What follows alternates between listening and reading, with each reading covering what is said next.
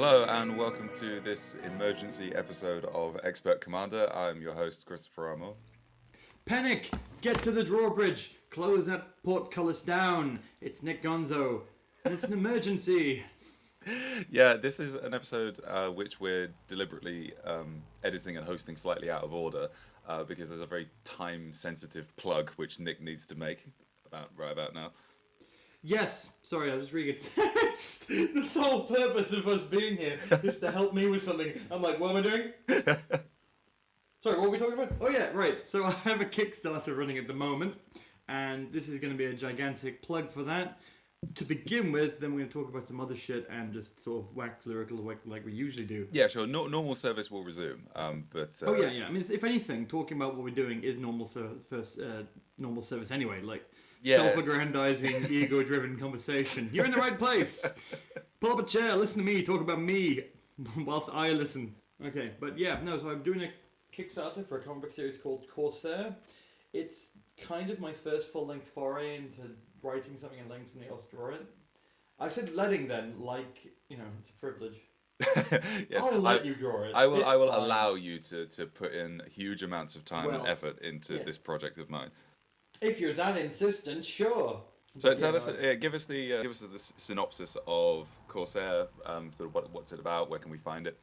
Right, you can find it by searching Corsair comic on Kickstarter.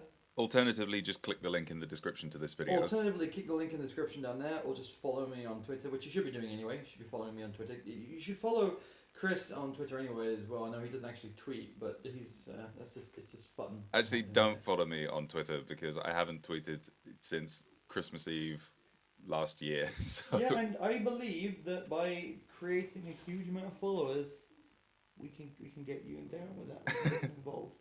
We can get you back in line, back on track, back in the program, back on or off the wagon, depending on which metaphor you want to take. But so Corsair is a horror series. It is kind of somewhere between police procedural and ghost story, and it's about an agent of this thing called the Order, which is based on the Hermetic Order of the Golden Dawn, but made less fake. And it's the idea is that there's a group of people who investigate and police strange goings on, sort of like Monster Squad, but Frankenstein doesn't feature. Just getting the comparisons out there, kind of like this, but also not. I hate that so much. Like, there's such a need for that nowadays. It's like, it's a cross between X and Y. It's cultural reference meets another more contemporary cultural reference with a bit of ironic vintage twist to it. No, it's its own thing. But Corsair is a comic book series all about very English ghost stories, very Northern English British stuff. It's all based on true things, real fake things. I'm not sort of in. There's a difference between literary horror and then folk horror. I think is a keen distinction to make. So literary horror is like, oh my God, Dracula is here, and Frankenstein's monster, because it's obviously the monster and not Frankenstein, who is That's how you know it's proper literary, when they don't make that mistake. Yes, exactly. But yeah, so this is very much falling into the sort of folk side of it, in that when you originally pitched this to me, you were like, it's all sort of based on specific Northern England folklore and legends and all that sort of stuff. So the first one involves a haunted house, standing stones, and a soul well, all things that you find in sort of Northern English folklore. And I've not really gone for any one particular thing yet. I've not sort of start bringing like the Lambeth Worm or Lubber Fiend or anything like that, or actual... What's the Lambeth Worm? Lambeth Worm is an amazing story. Go on, I don't think I've heard this one. Bastardized slightly. So the Lambeth Worm... Right, worms, okay? People think England, people think dragons and shit, right? Well, sure, because the patron saint of England is St. George, who, St. George and the Dragon. Yeah, exactly, right. So, St. George and his dragon, that is what you think. But there are so many stories about worms instead of dragons, and they're usually gigantic serpents. Yeah, it's worms like WYRRM or something, isn't it? Quite often. Yeah. Sometimes they just go for the standard spelling, but like traditionally, I think it's like YRRM Yeah. or WYRM, and it's basically a legless, wingless dragon. So there are a few. So a snake is what you're talking about. Yeah, exactly. It's a fuck off snake. It's a thing that they fight at the end of the second Harry Potter film. Oh, the basilisk. Yeah. So it all starts with a bloke who decides that he's not going to go to church. That's how all folk stories start. That's how all great stories start.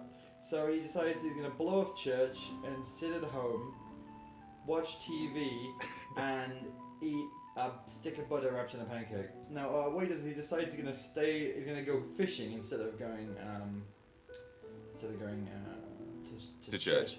Yeah. So he goes, and on the way there, one of his sort of local residents are like, "You can't go fishing instead of going to church. God will not smile upon this, and something shitty will happen." And Yeah. He's like, "Fuck you, old man. I am." He like puts his shades on and goes dabs out of there. So he fishes all day and he catches nothing until the very end, but he pulls out this sort of hideous coily serpent, which somewhere between like some kind of poisonous eel. Yeah. So he decides to do the responsible thing and chuck it into an abandoned well and ignore it. Dude goes away to the Crusades, as you do. I like the fact that God's not smiling upon him skipping church to go fishing, but is more than happy to smile on a giant organised mass genocide in his name. But anyway, guy goes off to the Crusades, and all the while he's there, the thing that he's abandoned in the well is growing and sort of mutating into this thing, and starts terrorising the people back in the town of Lambeth. Mm-hmm. Lambeth. I've said it now. I've said it a few times. I think it's Lambton. I think I've actually just made it up. Hold on. Let me just hold up there for a sec. I'll just fact check it. One Google search later. Yeah, Lambton. Lambeth is a Lambton borough of worm, London. Fucking hell. I swear, it's in County Durham in northeast England in the UK, and it's Lambton. So, doing the Lambton worm. Hey, right, so, anyway, back to Lambton worm, sorry. He comes back and finds that the worm has quadrupled in size. It is now the size of a Morris Minor, if they had them back then. And it is coiled around this hill. Yeah. It's terrorizing the people. So his father's like, "You fucking did this, you little shit. You better go out there and deal with it." So he goes and fights it, and every single time he cleaves at it, it just grows back. It just heals up. Okay. And just he keeps fighting it and fighting it and fighting it. And he has his buttocks handed to him by this giant worm. Somebody called Secretary of Education because he got schooled by this giant worm. Not that they had a Secretary of Education in that time. Or a Morris Minor. Yeah, or a Morris Minor. I think that the metaphors in this are quite mixed. Yeah. Yeah.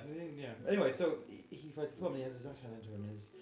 He has an idea. He goes to the blacksmith and he has a suit of armor design just covered in loads of blades, basically, right? Mm-hmm. And so whenever the thing coils around him, he would stab it. Well, I mean, obviously, to fight a monster which has Wolverine's healing power, you obviously need a suit which is made out of Wolverine's claws. Yeah, you might as well have a montage scene where he builds a suit of armor. Oh, sure, yeah. Gets me to do it, like that bit where where Tony Stark and the dude build the Iron Man suit in the original Iron Man film. Yeah. To have that going down. But anyway, so either that or he doesn't do this. But in my version, he does. He has a suit of armor made, and he decides he's going to fight the worm in a stream. Yeah. Now, this idea he quite often gets the idea by asking a wise woman, and the wise woman's like, "Well, you're going to do this." I wonder when the wise woman was going to feature in this. There's always a wise woman. Oh, yeah. Wise women are like the saviours of every folk story. Yeah. It's like, how does he get this idea? Wise woman. Yeah, wise woman's wandering around. Everyone's like, "Oh, I love it when the wise woman turns up." It's like my favourite part of the folk tale. a little cameo appearance by wise woman. It's like, the Lambton Worm featuring the Wise Woman. It's like, oh shit, we're gonna go listen to that folk tale. The Wise Woman turns up. Anyway, the Wise Woman tells him that he has to do this, and she also tells him that when you kill the worm, you must kill the next thing that you see. because you've unleashed its taint. Its taint will move to you. Okay. So you have to kill anything you see. Right. And that'll pass on the taint to that, and then you will no longer be plagued by it. If you do not, then your family name is cursed. Right. So you got to close the Shitty loop. things. Yeah, you got to close the loop. You got to kill Bruce Willis, or Bruce Willis will kill you. Okay. And so he takes a suit of armor and he goes to fight the worm in the flow of a river. So he like lures it out. Yeah. And he fights it. Every time he cleaves a bit of it off, the river takes it downstream and takes it away. Right. So he can't go back, and every time it crawls around him, it cuts itself to ribbons, and the stream's taking it away until eventually he just kills it. Now, he had an idea. He's like, well, how am I going to kill the next thing I see without like killing, I don't know, like a school kid, or like, Mrs. Swinson to be like, oh, hi, did you kill the woman? I have to slay her. So he's like, what do I do? He's going to release this dog, and then the dog's going to run at you. Because it's your dog. You're going to release your dog. I mean, like, it's like, but I don't want to kill my dog. He's like, yeah, but, you fucked up pretty bad on this one. And also, you're in the Crusades, so... So you're in the Crusades, so, like, you've done some pretty shitty stuff, so you gotta, you have to take one for the team on this one and kill your dog. So, right, the dog runs, so he's going to release the dog, and the dog runs to him. But so his dad's there with the dog, and wait until he kills him. But then his dad, he like hears a worm die, and he thinks it's like the cry of it is his son dying. So he runs at it. Yeah. He's like, no, my son, and so he finds his son has just killed the worm, and he's like, Dad, you fucked up yourself. Now you've come here, I have to kill you. And the dad's like, okay, how about you don't? And we both just say shit to the old woman.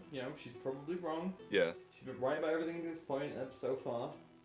But, maybe she's wrong about this. Yeah. Let's just leave it. And they're like, that's a legitimately good plan. So they piss off. But here's the deal, right? The Lambton family are real. Okay. Okay. John Lambton is the guy from it. So basically, like, the curse apparently holds true for 3 generations of, like, trackable. Right.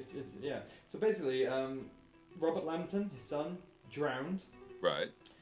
Sir William Lambton, a colonel of foot, was killed at the Battle of Marston Moor, and next William Lambton died at the Battle of Wakefield. So, yeah, they all died pretty early. See, I mean, I'm sure the dog would have been dead by that point anyway. So. Yeah, if he just killed a dog, it would save all of his family being fucking cursed. Yeah, but I don't know. But like for three generations, like you're going to be dead by that point as well. Oh yeah, so. yeah. I mean, like it's that's a philosophical problem, isn't it? Yeah. Like, do I really care about these people? Like they'll be alive during my lifetime, and if they die, then they can join me in the regiment of God's army at the gates of heaven. Because I was in the fucking Crusades, y'all. There's crusades all the time in heaven. So that was a fun 15-minute interlude where we talked about something that wasn't my Kickstarter. But yeah, though we talk I don't want to talk about it because it's a spoiler, but we talk about different worm myth in the latest series. The first one is all just about, it's sort of an introduction to the character, an introduction to the world, so it's just a very slow-paced detective investigatory thing before we get to the real sort of meat of things in later issues. I mean, I want the idea of Crosshairs is that every single issue is self-contained, but has a running thing through it, like a series of, I don't know, the X-Files or something. You've got your mythology bits, and you've got your sort of just, if you watch an episode by itself, you're like, well, that seemed to have got all resolved by the end. How wonderful! Yeah, so it has that kind of sense of being a procedural, but with kind of an extended world around it. Exactly. Well, I suppose a consistent world around it, let's say. Things that happen in this one will affect things that happen in later ones, but if you pick up a later one and read it by itself, you'll still be able to enjoy it for what it is. Yeah, so I mean, what point? I'm looking at your Kickstarter now. I mean, sort of, what's the plan for the money that you're raising for this? Printing and paying the people involved. Now, I've said it in the video, but we're not doing stretch goals. Usually with Kickstarter, the more over you do it, the more free stuff you get. So like you get to like 2,500, we'll like do the book and you'll get some free stickers or something. Yeah. But with this, the more money we raise, the more I pay the people involved. That is my sort of my core goal. Sure. Just make sure the people involved are getting appropriately compensated for having to deal with my shit. And you said I mean, we've mentioned this on the podcast before, but this is the first time that you've had to. Well, not that you've had to, but you've worked with other artists. Yeah, no, I was legally required to by a court mandate, so I had to do this. Yeah. Your community service was working and supporting Yeah. other artists. Yeah. And so the writing is all yours. Yes. The art and the lettering and I think the colours as well, all done by separate people. Yeah, so the art's done by a lady called Stephanie, who goes by the strange internet nickname of Magician's House. Mm-hmm. But Yeah. then you've got Alexa Renee, she's doing colours. And then you've got Rob Jones, who is doing lettering, which is like the sort of hidden art of comic books. Sure, yeah. It's like it's one of those things that you don't notice unless somebody does it really badly. Mm. But Robin Jones does it so you don't notice the letters at all. It's just integral to the art. Yeah, and I'm just as I said, I'm just on your Kickstarter now. You're looking for £2,000, Yes. and Kickstarter is one of these websites where it's an all or nothing kind of deal. Yes, it is. Yes, yeah. I'm quite glad because I didn't want to get halfway through them to try and find £1,000 from somewhere. Yeah. And this Kickstarter went up 3 days ago, I think, on like the 25th of It July. was Wednesday at 10:30 in the morning. Okay, so yeah, on the 25th of July, this went up, and it is now, when we're recording this, this is the 29th of July, and you're already at £870. You're almost halfway there. Yes. I quite like we should have turned to the totalizer for that, like on Red Nose Day. It's like, we're going to go live to the totalizer, see how much we got. £875. I'll put in some like stock casino sound effects at that point. Like the sound. Oop, the dog's going off. Bruce. I just Wait, my dog had his junk cut off. His balls removed the other day. So he's got a big lampshade on his head at the moment, and he's very needy, but also very protective at the same time. So he's sat on my lap, and every single time there's a rustle outside, he starts growling. Oh. Yeah, sure. I mean, this Kickstarter expires on Friday, the 25th of August at 21 minutes past 10 in the morning. So we've got loads of time, really. Yeah. And I'm very pleased. We've had a lot of backers from around the world at the moment. I've had some very generous commitments to it. Sure. An American Big Brother contestant has backed me. Really? Yeah. He shared it to his I was gonna say who, and then I realised I would have no idea who you could Yeah, make I up could- a name could and I name wouldn't you the know. guy. You can name the guy. You wouldn't know him. I didn't know him. I googled him. I was like, oh, okay. But yeah, no, it's been quite strange because I expected it to be people I know, like all names I knew, but quite a lot. It seems all my friends have abandoned me, but the internet is full of strangers who are more than happy to give me money. Yeah, well, that's one of the things that I've been looking at this and thinking that's really encouraging. Is that one, you've got a lot of backers and they're all sort of pledging different amounts of money. You've got a nice Yes. mix. It's not like just one person's coming in and bankrolling the whole project, and it's not like everyone is just tossing in £3 and you're trying to get to £2,000, in baby steps. Right. So basically, when you in advance of this, you do loads of work. So I've been doing this Kickstarter. I've been planning it for way over a month. Yes. I mean, like I knew I was doing it for about 6 months, but like, I knew I was doing this been planning this Kickstarter for over a month, and I had a spreadsheet after spreadsheet. I had things pinned on the walls with facts and figures. I went down to HR and I couldn't find Carol. Nobody works in HR in this department because this You is my are house. HR. Yeah, exactly. I am HR. Found my own desk. But yeah, no, I went nuts on this to work out what's like. Well, we have to get this number of people, this number of backers, and stuff like that. And then, then I sort of worked out what I think based on other people's Kickstarter campaigns, the rewards I'm offering, what people would do. And guess what? No one's fucking done anything near that. Really? Yeah, no one's following the rules. And like, for example, somebody gave me £10. Yeah. And didn't select a reward. Yeah, and like if you pledge £10, you get when you get the comic, obviously, you get a couple of other comics, and like your name will be in the thank you section of the book. There's an option for like art prints, and it's like, dude, you've given us money. Yeah, I think that you get for a tenner. Yeah. Because it's tough remembering what this stuff is. Yeah. But for a tenner, you can get the book and 4 art prints. Yeah. I think that is what that one is. Yeah, that's right. Yeah, you can pick a £10 one that you get everything digital. Yes. Because if you're like, I don't want everything posted to me. Because it's like a lot of people in America are picking the £3 or the £10 ones where they don't have to like have it posted out. Yeah, that's fair enough, I think. Yeah. Yeah, so, I mean, I remember looking at this Kickstarter when you sent me a link to it, and I thought, like, you've clearly done a lot of homework on this, because one of my favorite things on the internet is just Kickstarters that got 0 backers. It's like the saddest but kind of the most hilarious thing. And the one that always sticks out to me is this guy whose Kickstarter idea was Family Book of Faces. That was the name of his project. And what he wanted to do was get a bunch of family photos from anybody who wanted to back this project, I think, and sort of put them together into this sort of family tree and make it into like a coffee table book.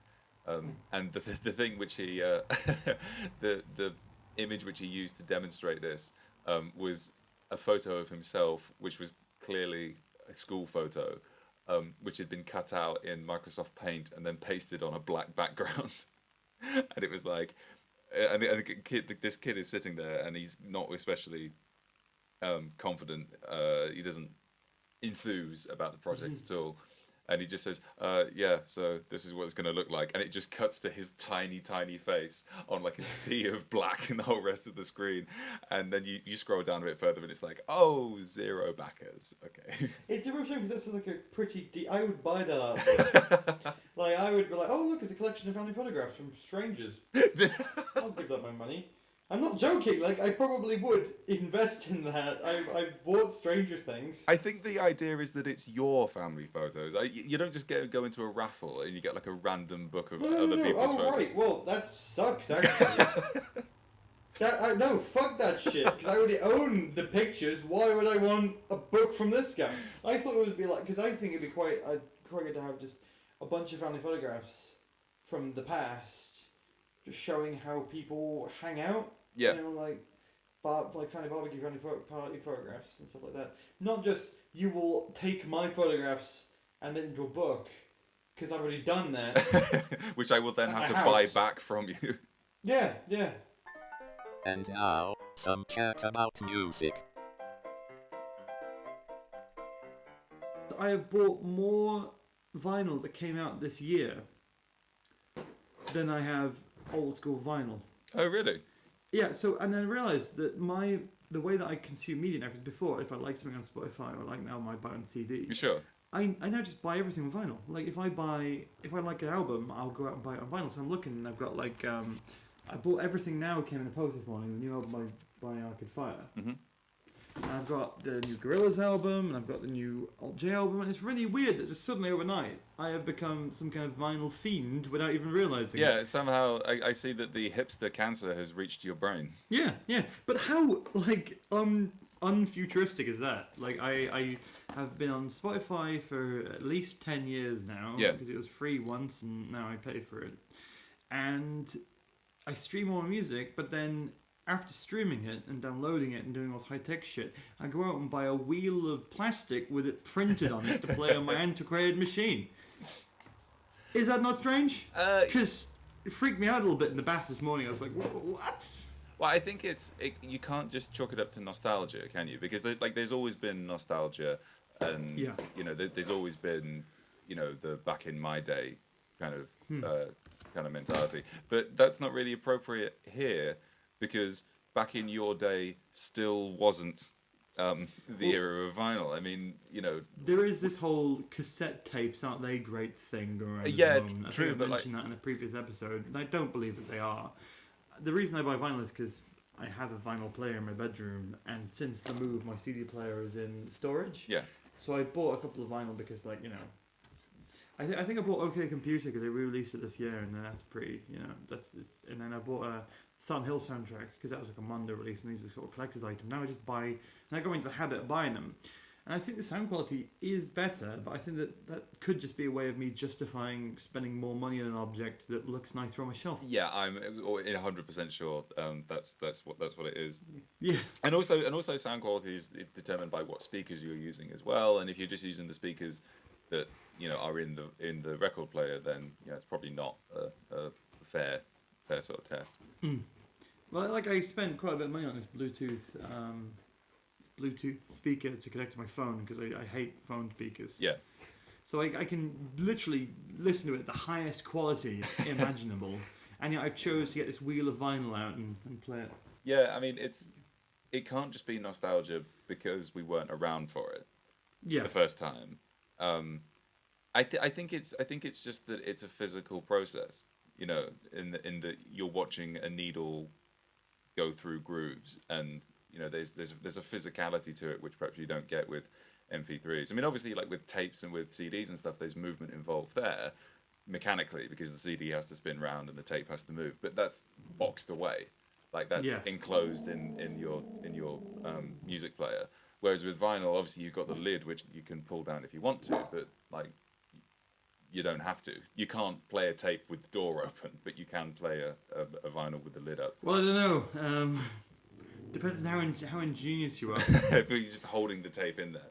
But my CD player that I still cherish and love, like I could have thrown out when I moved, but I didn't. I decided to put it in storage and then take it out again when I had a bit more room. Yeah. That you can't actually close the lid on it anymore. Oh, really?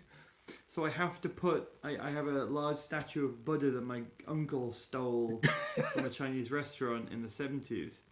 And I put that over the top of it so that it recognises something's up, like the disc is meant to be closed. You're like you're holding it down. But Buddha is weighing me down, man. Buddha is weighing me down.